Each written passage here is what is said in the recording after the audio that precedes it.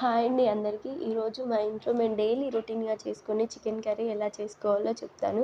First of all నేనైతే దానికి కావాల్సింది 1 కేజీ చికెన్ అయితే తీసుకున్నాను. అందులోకి కావాల్సిన పదార్థాలన్నీ ముందుగానే రెడీ చేసి పెట్టుకున్నాను. ఒక కడాయి పెట్టుకొని అందులో ఆయిల్ ఏసుకొని మిర్చీస్, ఆనియన్స్, అల్లం పేస్ట్ ఇవన్నీ వేసి బాగా కలుపుకోవాలి. అవన్నీ కలిసాక చిటికెడు పసుపు, 2 table spoon coconut powder, 1 table spoon garam masala వేసి బాగా కలుపుకోవాలి. ఇవన్నీ కలిసాక మనం ముందుగా రెడీ చేసి పెట్టుకున్న చికెన్నయితే మనం అందులో వేసుకోవాలి.